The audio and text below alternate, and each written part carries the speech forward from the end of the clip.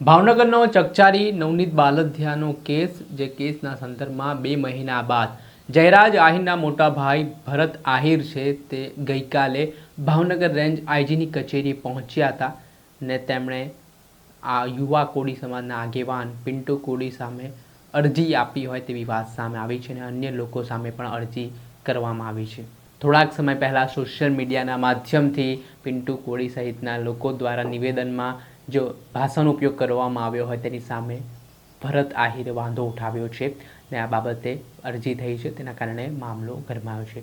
શું ઘટનાક્રમ બન્યો છે, વિગતે વાત કરીએ. વૈષ્ણવજન તો તેને કહીએ જે પીડ પરાઈ જાનાને રે. નમસ્કાર દર્શક મિત્રો, નવજન ન્યૂઝમાં આપનું સ્વાગત છે. હું છું ફૈઝાન. ભાવનગરનો ચકચારી કેસ, જેમાં નવનીત બાલધિયા નામના બગદાણાના કોળી આગેવાન પર જીવલેણ હુમલાનો બનાવ સામે આવ્યો હતો. આ ઘટનામાં કોળી સમાજ ગુજરાતભરમાં નારાજ જોવા મળ્યો હતો. ઠેર ઠેર વિરોધ પ્રદર્શનો કરવામાં આવ્યા. ત્યારબાદ આ ઘટનાને લઈને એસઆઈટીની ટીમનું ગઠન થયું ને એસઆઈટીએ આ કેસમાં એક બાદ એક આરોપીઓની ધરપકડ કરી. ને આમાં જે રીતે કોળી સમાજના લોકોના આરોપ હતા કે નવનીત બાલધિયાના આરોપ હતા કે તેમના પર હુમલો કરાવનાર જયરાજ આહિર છે, અને આ ઘટનામાં એસઆઈટીએ જયરાજ આહિરની ધરપકડ પણ કરી હતી. આ ઘટના ગુજરાતભરમાં ચર્ચાનું કેન્દ્ર બની હતી. સોશિયલ મીડિયા પણ જે કોમેન્ટો તેમજ નિવેદનબાજીઓનો મારો છે તે બંને સમાજના યુવાઓ કરી રહ્યા હતા.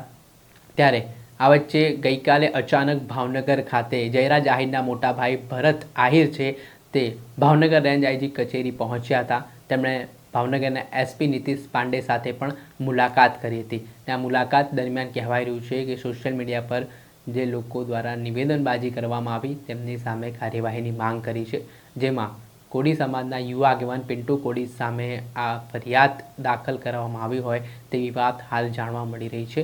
બીજા અન્ય લોકો સામે પણ અરજી છે તે ભાવનગર રેન્જ આઈજી કચેરીએ થઈ છે.